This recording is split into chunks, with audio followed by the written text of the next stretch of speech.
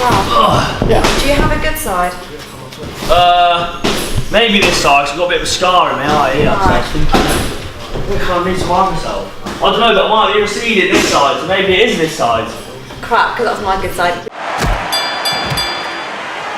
Hi everyone, I'm Cece from Unboxed UK in association with Pep Talk UK, and today we are in the heart of Essex, Club KO, and we're here to see Brad Pauls. Hey Brad, how's it going? I'm very good, how you doing? I'm very well, thanks for inviting us in today. Yeah, no worries, happy to have you. Otherwise known as the Newquay Bomber. That's it. Why are you called the Newquay Bomber? What's the story? My location, where I'm from, and nothing else really goes with Brad Pauls, to be honest, so the Newquay Bomber was the only thing left, really. Kind of takes you back to your roots, which I think is important in boxing, right? Yeah, 100%. And I got a few knockouts in the amateurs, so I guess that's where the bomber part comes from.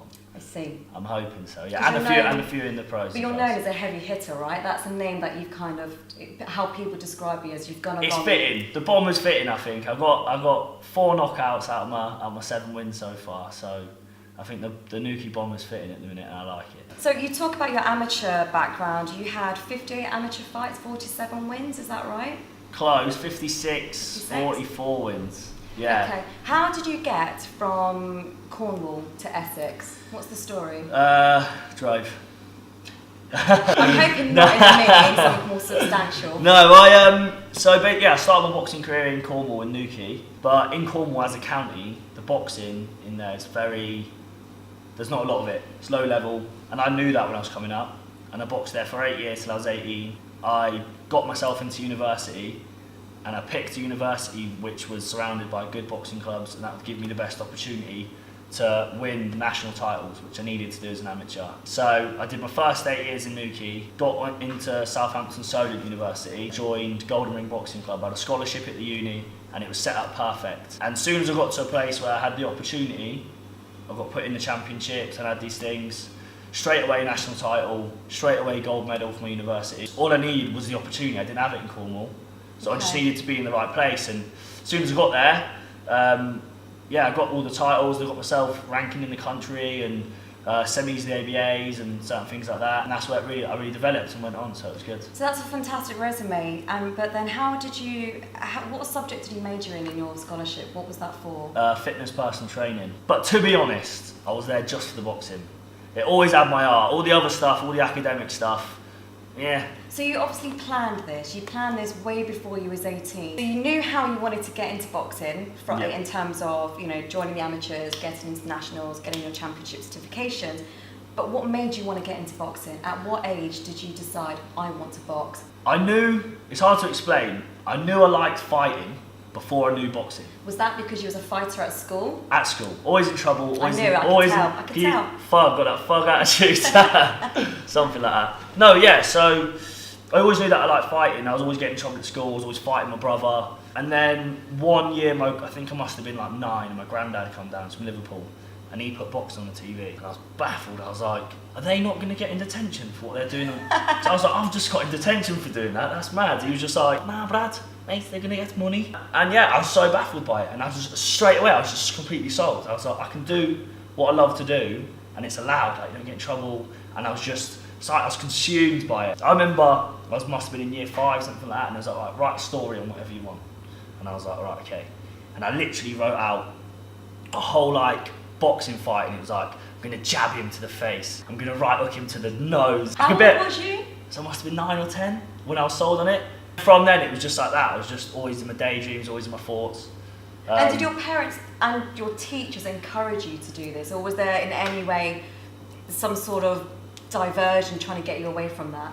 I think there always is in life. There's always easier options and other things that I could be doing, but it's not ever what I wanted. I always just wanted to box. Parents and family fully supportive, so I was very lucky and would do whatever they could to help me. And I just loved it. And then once I was in it, that was it. It's like that. It just consumes your life, consumes your brain. And once you're in, that's it. What I sense from you is that you are extremely confident. I mean, I can smell a winning fighter right here in front of me. Have you always had that attitude? No, I won't say that. I always obviously said like fighting, and I can say I'm a confident person, but boxing gave me more than I probably would have had. It taught me to develop. Do you know what I mean? And the discipline side as well. The discipline side, and like it gives you like life lessons. It's so real. That's what boxing's like. That's what it does for people. It's so like real. Probably made me better in all different areas of my life. If I didn't box, I'd probably be a little annoying person, not so good for the community. Well, interestingly, when I first met you, you was dressed in normal civilian clothes, as I like to call it, and we was actually backstage having celebrating the fact that Linus had won his last fight. God. And I said, I think I recognise you, but I had you down as a coach or a manager because you, don't be offended, you are a pretty boy. You have such a good looking face. Of course, when I heard you was a boxer and a fighter, I thought, dear Lord, what must your parents think? What must your girlfriends think? What a waste. What a waste. Touching on the subject of girlfriends, have you ever had girlfriends that have obviously been worried for your safety or have encouraged you? Because that's obviously part of your journey. Yeah, I've had like girlfriends in my past and stuff, and I suppose before they will go out with you, they understand that your commitment. It's like, the way I see it, it's like before getting a relationship, they've got on, it's like me having a kid. It's that much commitment, the same as having a kid, and they might not be priority because this is always and has been up there priority. That actually has got me where I am, Yeah. So they have to understand second place a lot of the time. And earlier on when we spoke, I asked you what you was up to, and you said you was just leaving London, you was fresh out the tailors. Getting a 3-piece custom-made suit. Not bad, Free. he's being paid well. Let me guess, did you have, like Conor McGregor, did you have a few words and... Yeah, I'm not as mean as him, mine just said I love you. Oh, Yeah, it just said love you, love you, love you, just to anyone who likes me. Is that to really. your stablemates? Yeah, to Linus. Let's talk about your stablemates then. So who do you feel you've grown up with and nurtured with along the way?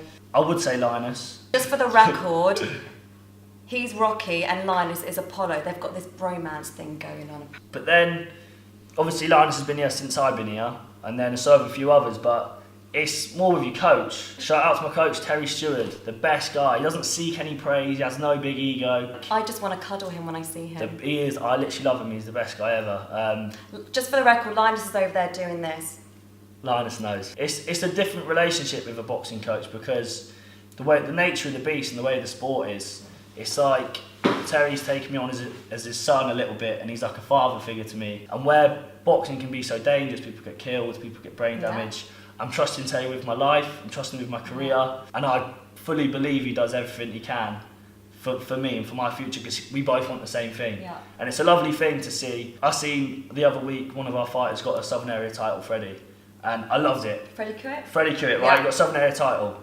I was happy for Freddie and he was happy. I was so happy it made Terry. And That's he what was, it comes down to. He did not stop smiling. And for me, I was like, I cannot wait to get a title. Not for me, for Terry. Because he's in the gym with us. And you can see how happy it made him like me, Freddie getting a title. So yeah, so it's motivation. You just want to make your coach proud. Well, you've got your fight coming up soon, and no doubt you're going to have a win, which I'm sure will put us a big smile on his face too.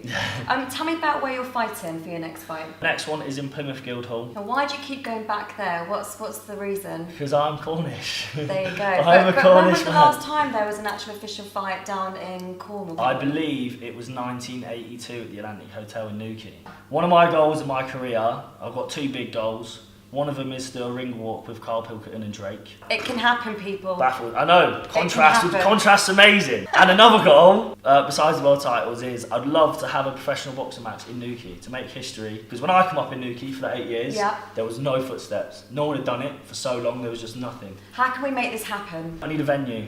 Okay, people, if you're watching, we need a venue, okay? We need a venue. Make it happen. Well, listen, thank you so much on behalf of Unboxed UK and Pep Talk UK. Thank you so much for talking to us.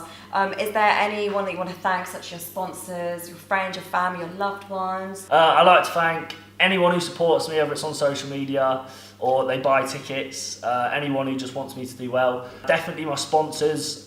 If you know pro boxing, you know you couldn't really do it without them. Traditional Property Group, James Ryan, and I just tag them up on my Instagram videos, there's quite a few and we ain't got a lot of time. And thanks to my family, love you all, thanks to everyone, love you. Thank you so much. So we have just unboxed Brad Pauls. Thank you so much, big respect. Yes, Boom. thank you.